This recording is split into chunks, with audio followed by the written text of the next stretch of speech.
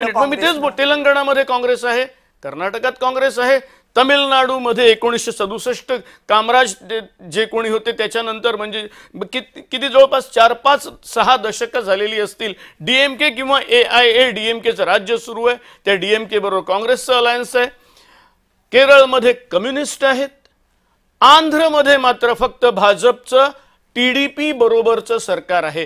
त्याच्यामुळे जी काही राज्य आहेत त्याच्यातलं फक्त आंध्रमध्ये आहे आणि तो एक फार मोठा फरक. महाराष्ट्र तर काय काऊ बेल्ट नाहीये. महाराष्ट्राचा काय प्रॉब्लेम? महाराष्ट्र, बंगाल आणि गुजरात हे बॉर्डरवरचे आहेत असं मी मानतो. ते एक्झॅक्टली ना साऊथ मध्ये येऊ शकत ना ते शेवटी ईस्ट आणि वेस्ट असे आहेत. आणि ठीक आहे, त्यांच्या बोलण्यात आलं आता आमचं टार्गेट बंगाल असेल, असू द्या, तुम्ही महाराष्ट्रही केलेलं, तुम्ही बंगाललाही टार्गेट करा. याचं कारण असं आहे की हे इलेक्शन आहे, तुम्ही जिंका. तुम्ही कबूल केलेलं की आम्ही कसंही करून जिंकू. सुशील कुमार शिंदेंनी एक प्रकारे मान्य तरी केलं की ती माझ्या हातनं चूक झालेली होती. इथे चूक सुद्धा मान्य करत नाही. इथे आम्ही चूक केलीच नाही असं. काँग्रेसच्या संघटन बद्दल बोलूयात. काँग्रेसचं संघटन आहे काँग्रेसचं संघटन त्या साऊथ मध्ये जिथे जिथे आहे काँग्रेसचं संघटन तिथे ते आहेत. आणि let us accept one thing की काँग्रेस ही एक पर्सोना सेंट्रिक पार्टी आहे. हे मान्य, हे त्यांना आवडेल कदाचित माझं वाक्य. अर्थात तो पर्सोना म्हणजे अर्थात राहुल गांधी, सोनिया गांधी, अर्थात नेहरू गांधी परिवार. पर्सोना काय भाजपमध्ये नाहीये का? तिथेही मोदी नावाचा पर्सोना आहे, पण म्हणून नाही, मोदी पर्सोना आहे, पण Modi is being backed by RSS.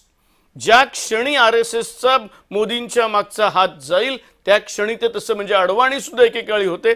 Advani की मोदी असा जेव्हा प्रश्न निर्माण झाला तेव्हा संघाने एवढ्या वर्षांच्या इतिहासामध्ये काँग्रेसला स्वतःची अशी एखादी संघटना तयार नाही करता नाही करते. त्यांनी तो प्रयत्न केलेला नाही. पण राष्ट्र सेवा दल हा जो राष्ट्र सेवा दल जे काही केलेलं होतं ते फारसं पुढे जाऊ शकलं म्हणजे काँग्रेसला आपल्या बॅकअप असलेल्या संस्था वाढवता आलेल्या नाही. काँग्रेसला आपलं संघटन कौशल्य वाढवता आलेलं नाही.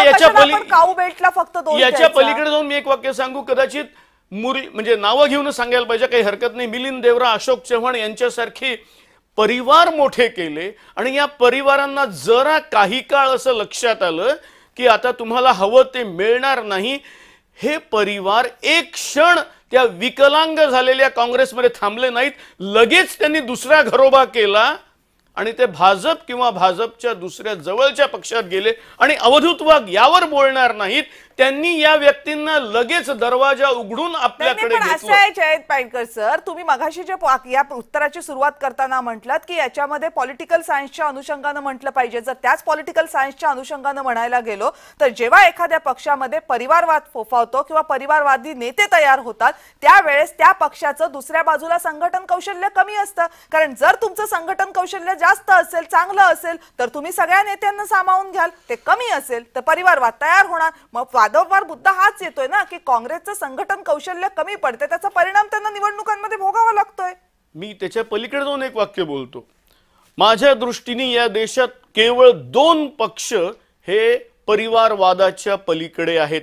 त्यातला एक पक्ष म्हणजे भाजप, किंवा कारण भाजपचा जो प्रमुख असतो, पंतप्रधान म्हणा किंवा अध्यक्ष म्हणा, जो काही असतो, आत्तापर्यंत जे कोणी होऊन गेले पंतप्रधान ते ऑन रेकॉर्ड तरी अविवाहित किंवा जे काय असेल ते होते.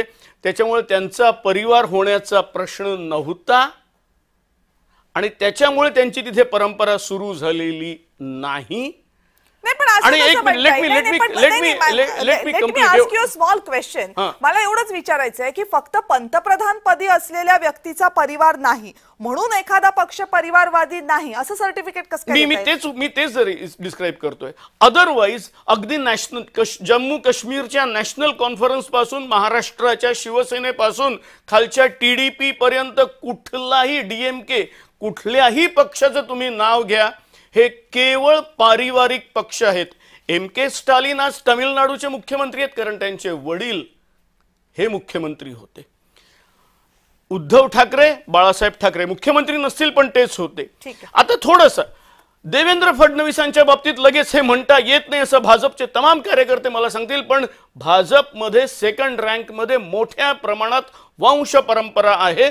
देवेंद्र फडणवीस सुद्धा is the offshoot of only nepotism फक्त एवढंच आहे की ते 2 वेळेला आमदार पण असं होते. आहे बाईनकर सर, हा मुद्दा काय फक्त नेपोटिझमचा नाहीये ना. हा मुद्दा असा आहे की या सगळ्याच्या पाठीमागे आपण काँग्रेसची असंघटनशीलता किंवा संघटन क्षेत्रामधलं त्यांचं अपयश लपवू शकत नाही, मी याला अगदी जर ते काम करायला तयार नसेल, राहुल गांधींचं सातत्य नसेल, जर ते सातत्यानं मैदानामध्ये दिसत नसतील, तर मग त्याचा परिणाम भोगावा लागणार ना. एवढाच प्रश्न होता. आता ते दिसतच नाहीये तर त्याला काय करणार. आणि पलीकडची पार्टी ही तर प्रचंड आग्रही असते कामासाठी, निवडणुकांसाठी. आता ते सांगतात ते काही चुकीचं नाहीये की अमित शहानी एक निवडणूक संपवल्यानंतर ते लगेच दुसऱ्या निवडणुकीच्या रणांगणामध्ये हे उतरतात. असं आहे की 3 निवडणुका लागोपाठ जिंकल्यामुळे भारतीय जनता पार्टीच्या नेत्यांना, प्रवक्त्यांना असं वाटत आहे की जणू काही आपण 70 वर्ष अशाच प्रकारे 6-7 दशक त्यांनी जिंकले. त्यावेळेला अशाच प्रकारचे प्रश्न पत्रकारांनी भाजपच्याही मंडळींना विचारले. त्यावेळेस त्यांची उत्तरं काय आली? अवधूत वाघ पण तेव्हा काँग्रेसची नव्हते. अवस्था बाईनकर सर अशीच राहिली तर ते खरंच 60-70 वर्ष राहतील नाही का अवधूतजी? हे खरं आहे, हे मान्य आहे, पण तसं होण्याची शक्यता आहे. एकूणच कुठलीही एक्स्ट्रीम, म्हणजे मी भाजपला एक एक्स्ट्रीम विचारांचा मानतो.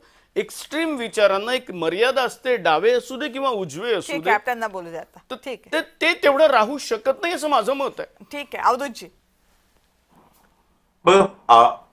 भविष्याच्या उदरामध्ये काय लपलंय हे आपण सांगू शकत नाही. करेक्ट.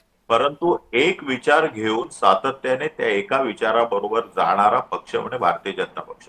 अटल बिहारी वाजपेयींनी पंतप्रधान असताना लोकसभेमध्ये एक भाषण केलं होतं.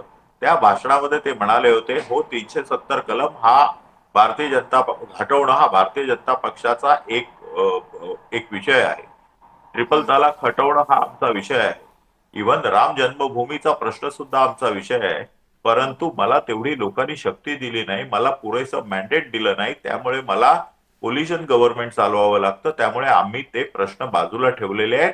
पण ते पुढे म्हणाले की जेव्हा कधी भारतीय जनता पक्षाचा स्वतःच्या ताकदीने सरकार येईल त्यावेळी हे 3ही प्रश्न आम्ही सॉल्व्ह करू. बघा, एक विचार घेऊन जातो. त्यावेळी आमच्याकडे ताकद नव्हती. 160, 170, 180 खासदार असायचे. इतर पक्षाच्या लोकांना बरोबर घेऊन जायचं. कधी डीएमके असायचं तर कधी AIADMK असायचं. दोघांबरोबर भारतीय जनता पक्षाची काही काळ वेगवेगळ्या सरकारमध्ये युती होती. कविताजी, हे लक्षात घेतल्यानंतर आपल्याला कळेल की ह्या सर्वांना बरोबर घेऊन भारतीय जनता पक्ष पुढे गेला. बाईनकर म्हणाले की 3दा भारतीय जनता पक्ष, 3दा नाही, एकूण 6 वेळा भारतीय जनता पक्षाच्या कार्यकर्त्यांनी देशाचा पंतप्रधान म्हणून शपथ घेतली.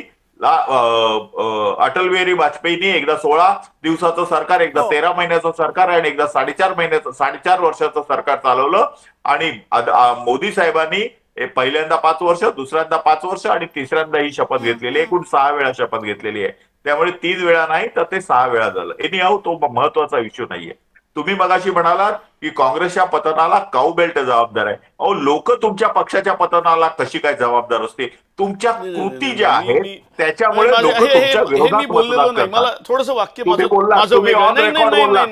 काऊ बेल्ट मधला काँग्रेसचा पराभव, काऊ बेल्ट मधला काऊ बेल्ट जबाबदार नाही.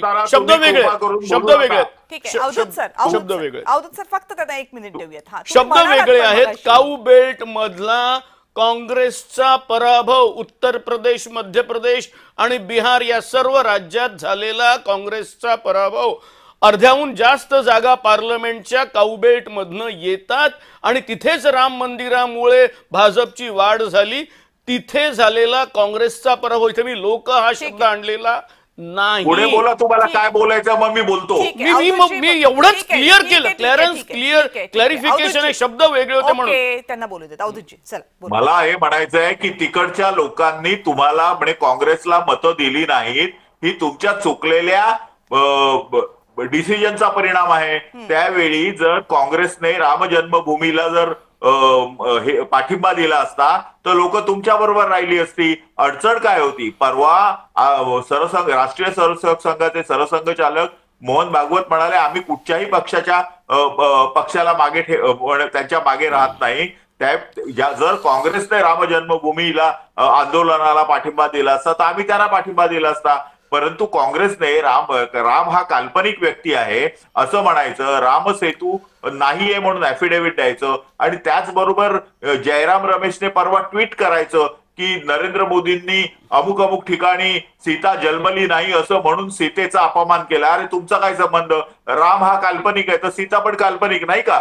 मग तुम्हाला सीतेच्या अपमानाचा काय हे झालं? तर त्याच्यामुळे कधी जनेऊ घालायचं, कधी दत्तात्रय गोत्री म्हणायचं, कधी म्हणायचं की हे या देशातील संपत्तीवर अल्पसंख्याकांचा पहिला हक्क आहे असं म्हणायचं, my party is a Muslim party म्हणायचं. अशा स्टेटमेंट देऊन तुम्हाला असं वाटतं का तरीही अवधूत वाघ सारखा सनातनी माणूस तुम्हाला कधी आयुष्यात मत देईल? अरे मी आत्महत्या करीन पण काँग्रेसला मत देणार नाही. आत्महत्या करीन मी पण काँग्रेसला मत देणार नाही. एवढी लोक तुमच्यावर चिडलेली आहेत. तुमचा जो नेता आहे तो युसलेस आहे. काँग्रेसचा नेता, त्याला नीट धड बोलता येत नाही. तो काय बोलतो त्याचं काही कळत नाही. लोक त्याची मजाक उडवतात आहेत. त्याला नीट धड दोन वाक्य बोलता येत नाही. मला वाटतं आपण विरोधकांवर बोलताना सुद्धा भाषेचं तारतम्य बाळगूयात. आपण असे शब्द नाही वापरूयात. अवधूतजी ठीक आहे, आपण विरोधकांबद्दल का होईना पण आपण भाषा आपली संयमी वापरूया. आपण कुणाला युसलेस या चर्चेमध्ये बोलू नये असं मला वाटतं. चला, हू अनलॉक्ड आपण असं धरूया. आपण जे काही फार चांगले मुद्दे म्हणले, मी फारसं लिहून घेत नाही पण आता लिहून घेतले कारण अवधूत तुम्ही तसं पॉइंटेड बोललात म्हणून. मला एक सांगा, राम मंदिराचे दरवाजे कोणी उघडलेत? मला राजीव गांधींचं दोन्ही निर्णय पटत नाही. शहाबानो केस विषयी त्यांनी घेतलेला निर्णय मला तोही पटत नाही आणि त्यांनी दरवाजे उघडणं हेही पटत नाही व्यक्तिगत.